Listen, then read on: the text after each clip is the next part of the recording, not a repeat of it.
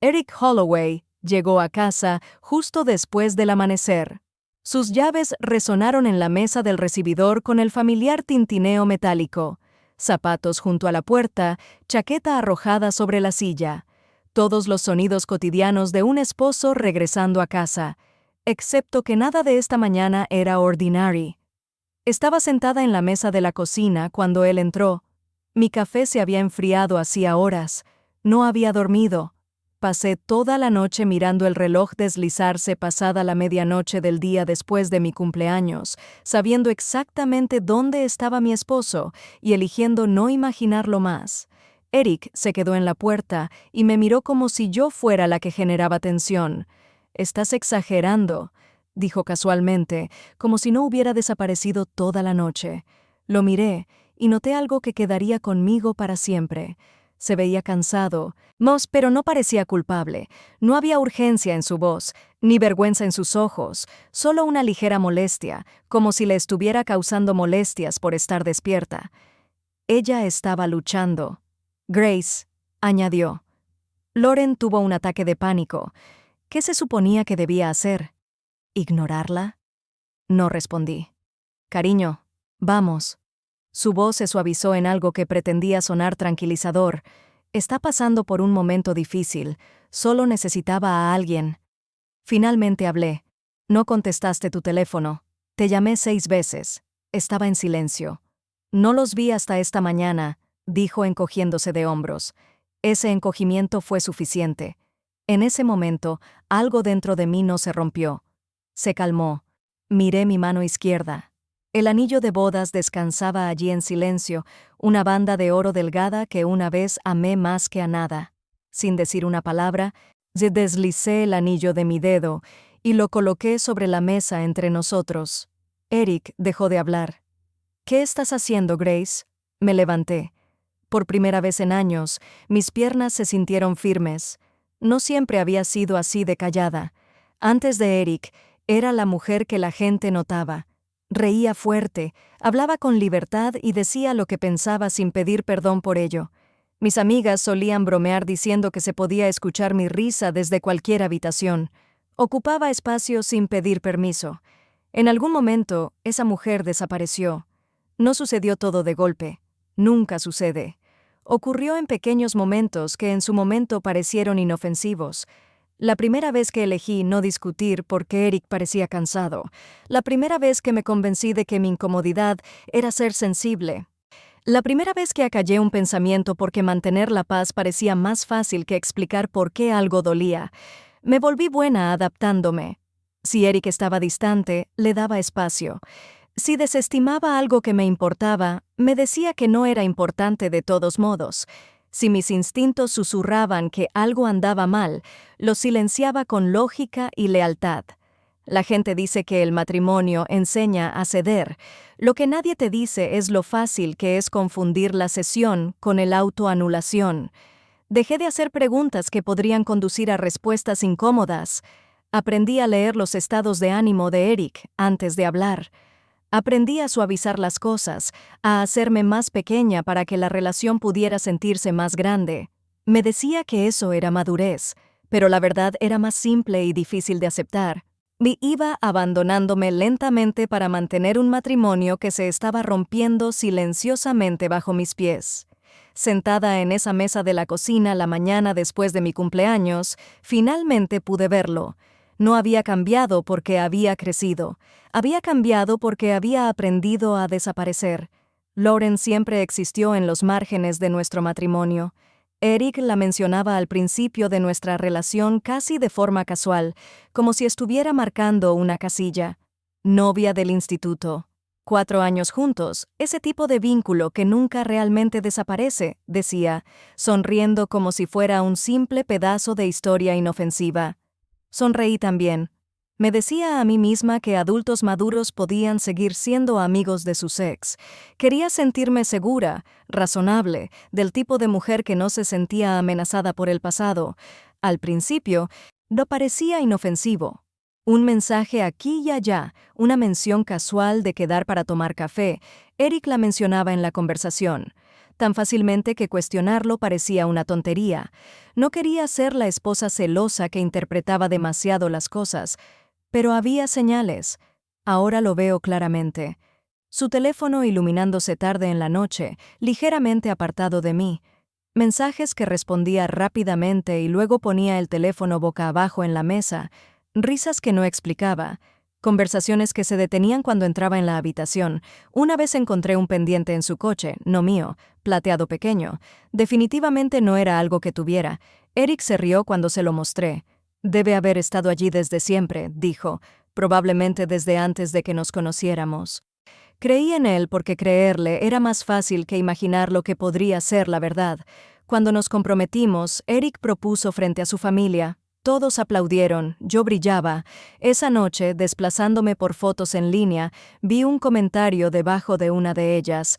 Hermoso anillo, tiene buen gusto. Lauren. Le pregunté a Eric por qué su ex comentaba en nuestras fotos de compromiso. Él apenas levantó la vista de su teléfono. Seguimos siendo amigos. ¿Qué importa? Así que lo dejé pasar. Dejé eso y muchas otras cosas con ello. Mi cumpleaños cayó en un martes ese año. No había nada extravagante planeado. Solo cena en casa, un pequeño pastel de la panadería que amaba y la tranquilidad de estar con la persona que se suponía me elegía cada día. Eric dijo que llegaría temprano a casa.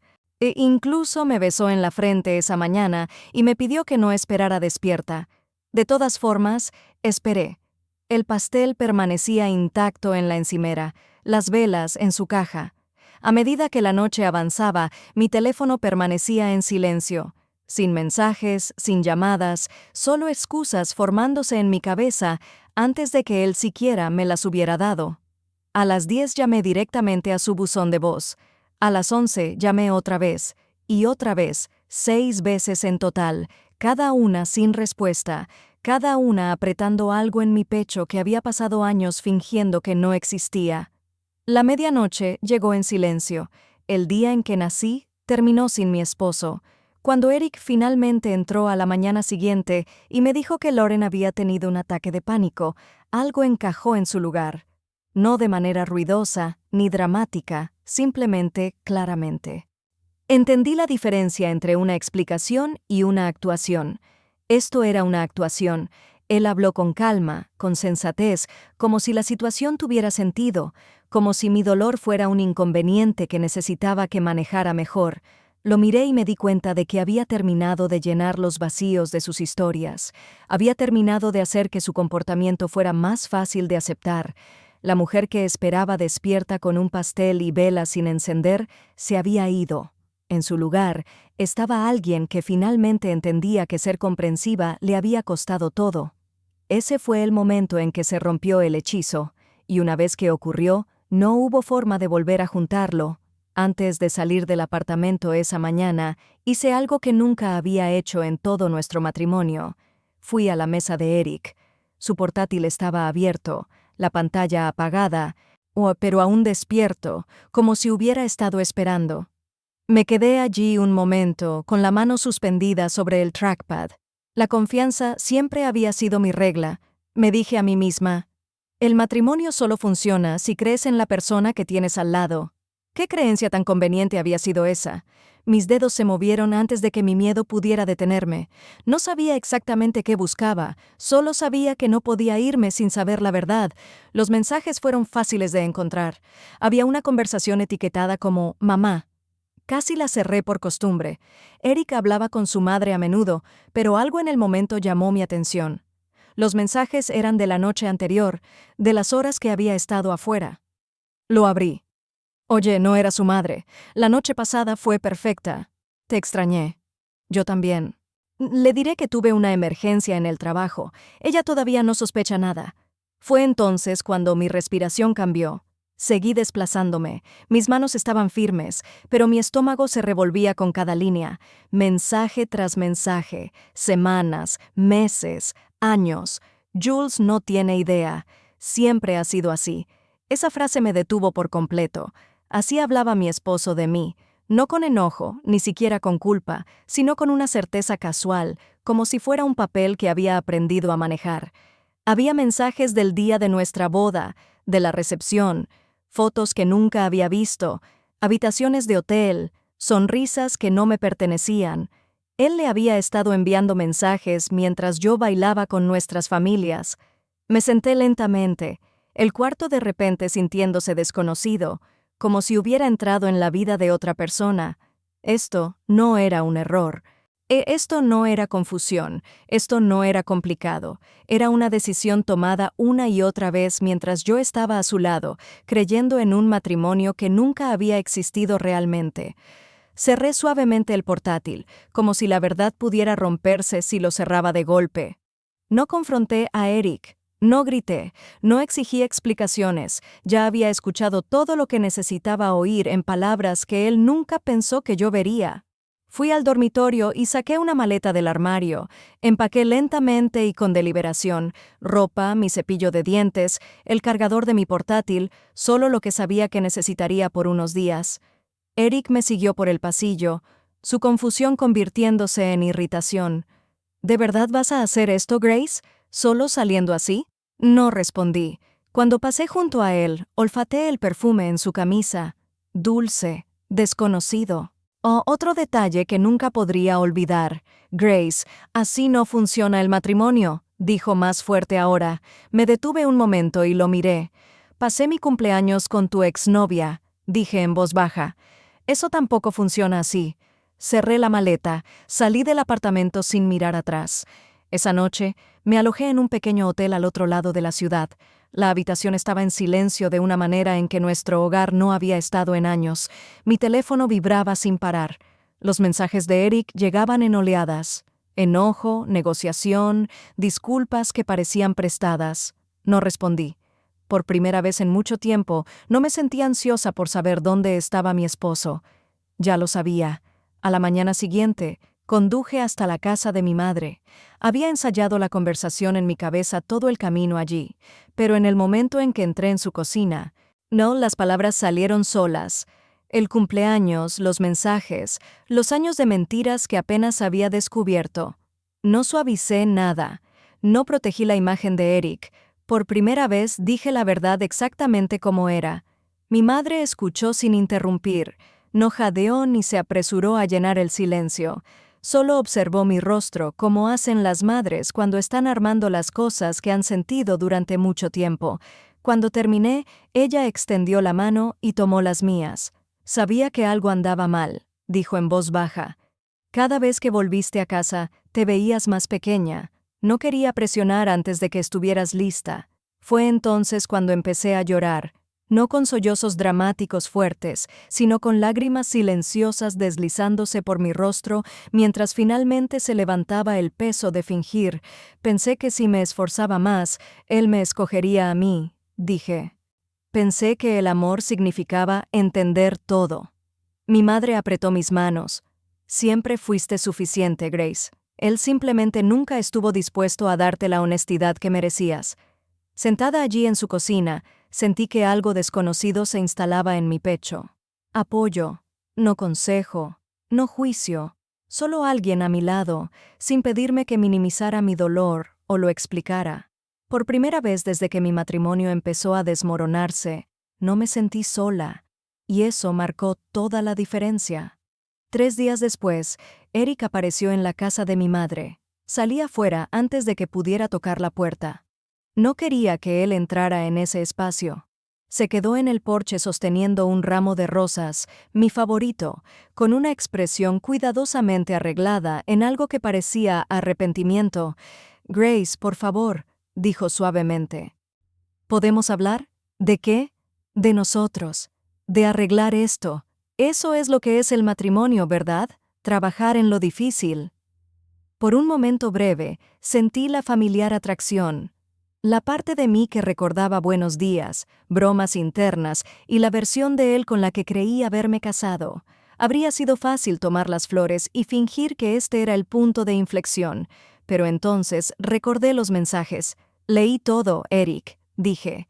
«Todo». Su rostro parpadeó solo por un segundo, lo suficiente para decirme que sabía exactamente a qué me refería. «Eso no significa que todo nuestro matrimonio fuera una mentira», dijo rápidamente. «Lauren solo fue una debilidad, un viejo hábito. No significaba nada. Si no significaba nada, ¿por qué mentiste durante 3 años? Exhaló con fuerza, porque sabía que reaccionarías así. Siempre exageras las cosas. No entiendes que las personas son complicadas. Ahí estaba. Incluso ahora, él intentaba hacer de mi reacción el problema. Lo miré y sentí algo inesperado, calmado. Pasaste todo nuestro matrimonio eligiendo a otra persona y esperando que me quedara callada. Dije, no hay nada que arreglar. Grace, por favor, quiero un divorcio. Las palabras quedaron entre nosotros, sólidas y definitivas. Me di vuelta y entré de nuevo, cerrando la puerta antes de que pudiera seguirme. Por una vez, no le quedaba nada que decir. La semana siguiente, me senté en una oficina tranquila frente a una mujer llamada Rachel Carter. Ella no me apuró, no interrumpió. Escuchó mientras le contaba la historia de principio a fin. El cumpleaños, los mensajes, los años de engaño que apenas acababa de descubrir. Cuando terminé, ella juntó las manos y me miró con calma. ¿Sigues teniendo acceso a los mensajes? Asentí. Había tomado capturas de pantalla de todo antes de irme. Bien, dijo ella. En este estado, la infidelidad importa, especialmente cuando es continua y está documentada. Esa palabra sonó diferente a lo que esperaba. Documentada, no emocional, no dramática, solo factual.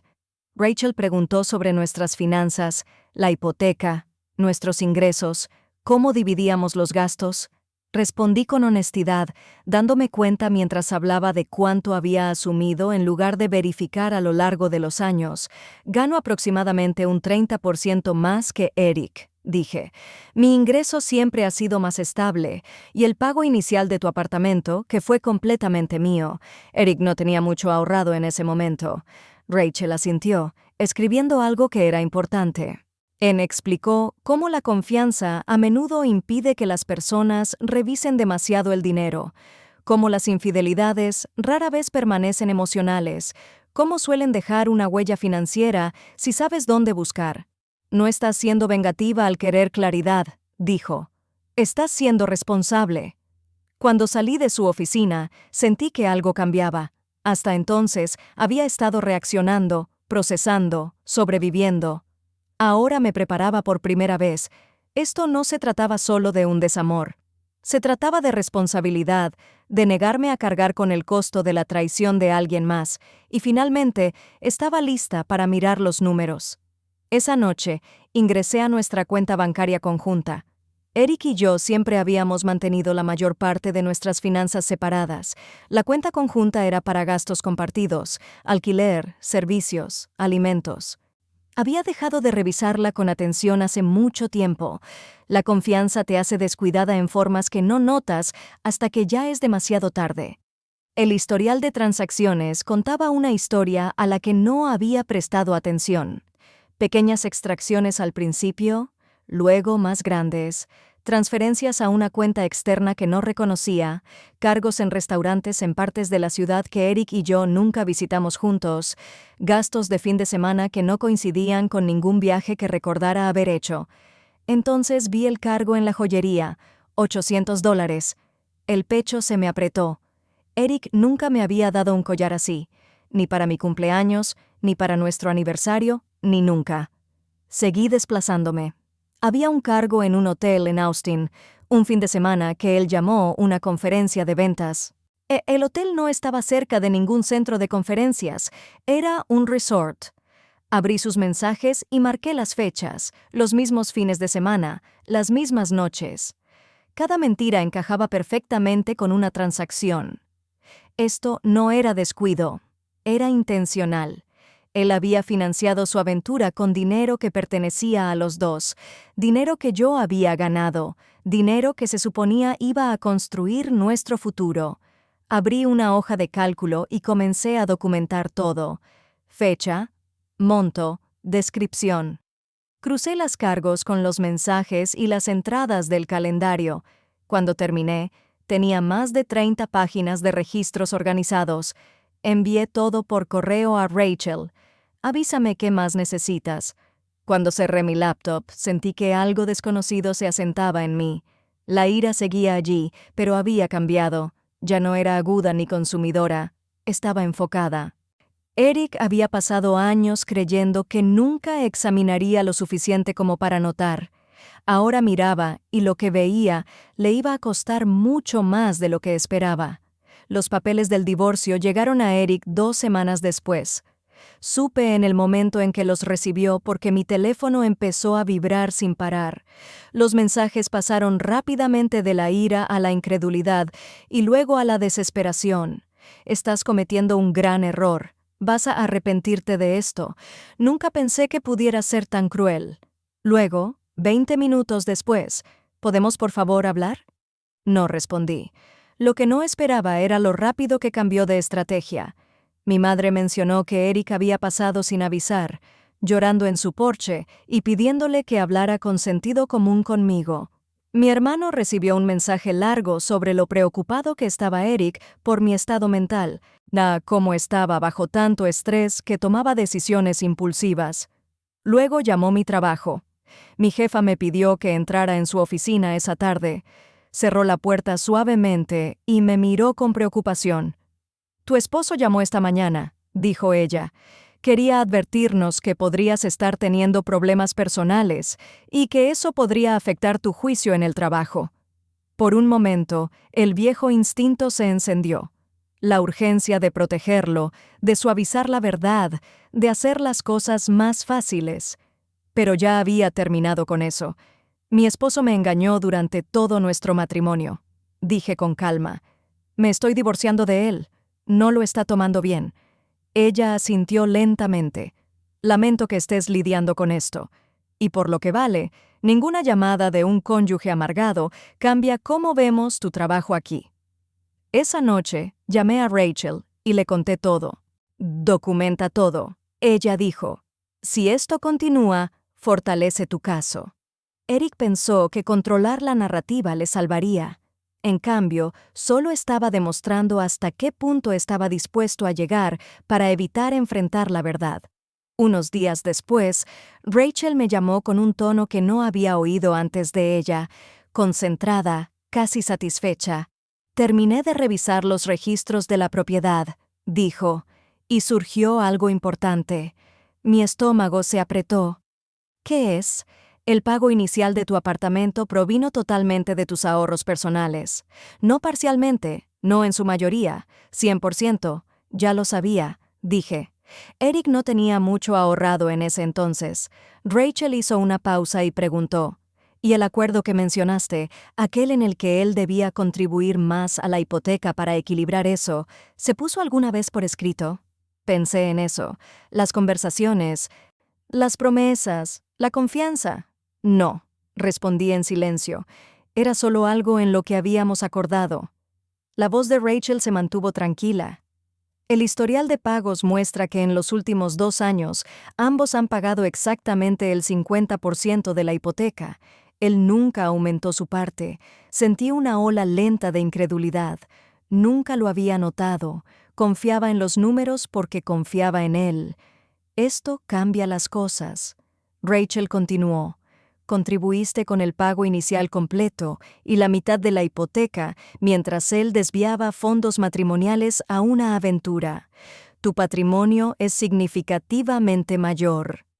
Ella explicó qué significaba eso, cómo la culpa y la conducta financiera indebida podían justificar una división desigual de los bienes, como esto no era un castigo, sino una corrección. Cuando la llamada terminó, me quedé en silencio por mucho tiempo.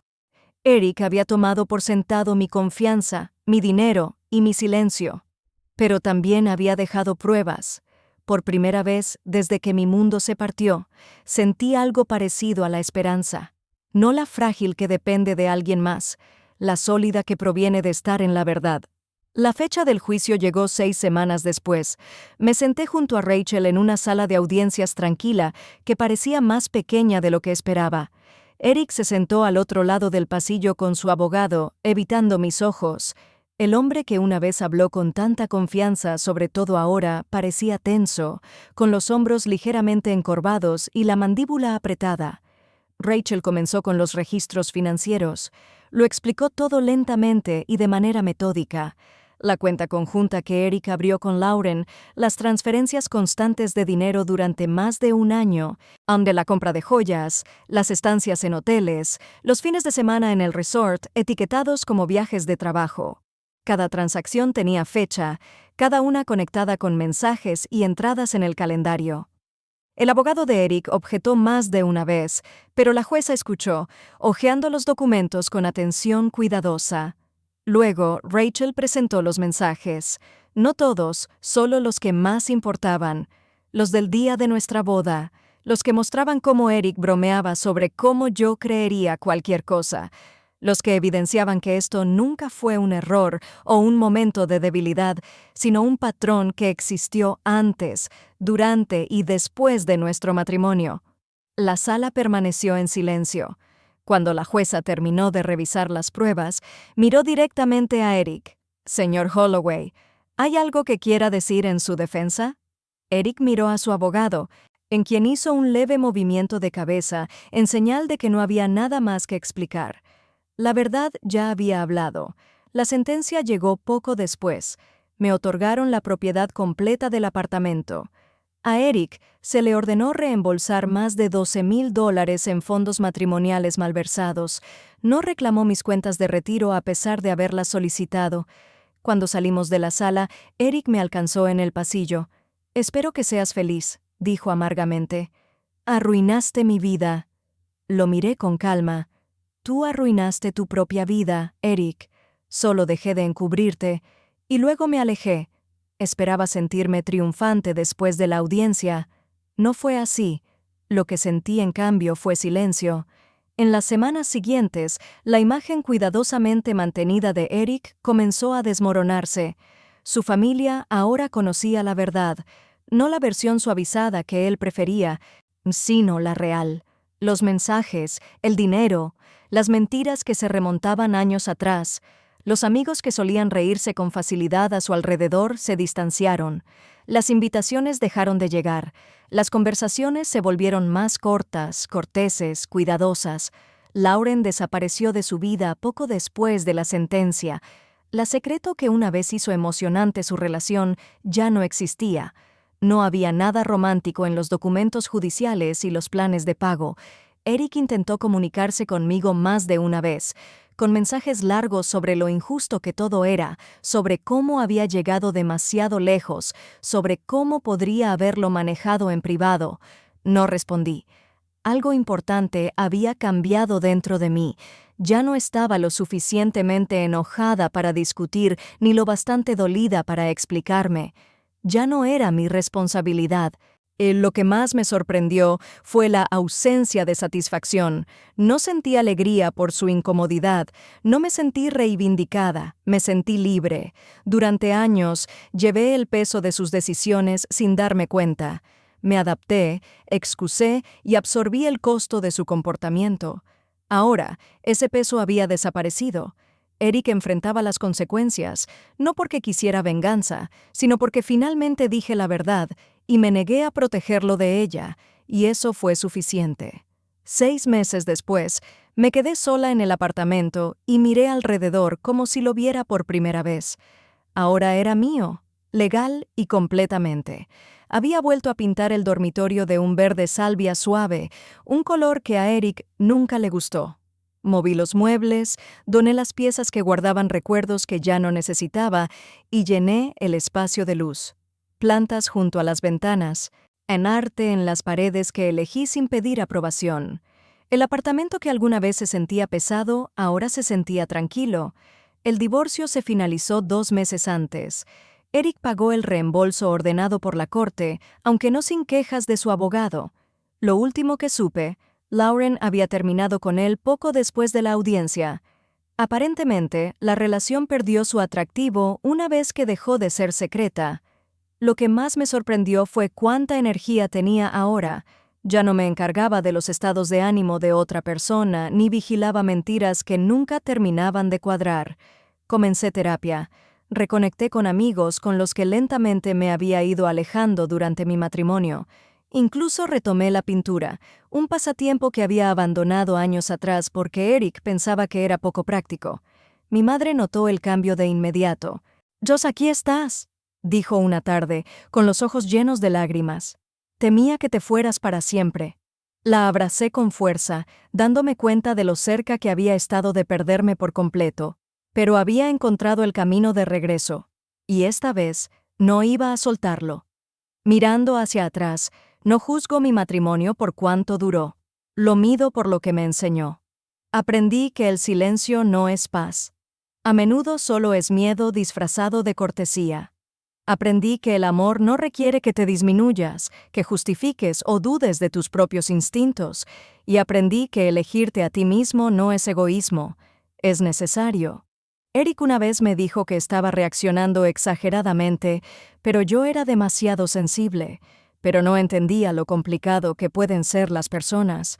Lo que entiendo ahora es simple: si alguien te miente, y usa tu confianza y espera que tu silencio proteja su comodidad, el problema no es tu reacción, el problema es su comportamiento. Alejarse no fue una venganza, decir la verdad no fue crueldad, establecer límites no fue castigo, fue supervivencia. Si esta historia resonó contigo, no estás sola, y no eres débil por quedarte tanto tiempo. A veces la fortaleza se parece a la resistencia, a veces se parece a irse. Si encontraste valor en esta historia, por favor, dale me gusta al video, compártelo con alguien que pueda necesitar escucharlo y deja un comentario diciendo ¿desde dónde nos estás viendo? Gracias por escuchar y recuerda, elegirse a uno mismo no es el fin de tu historia, es el comienzo.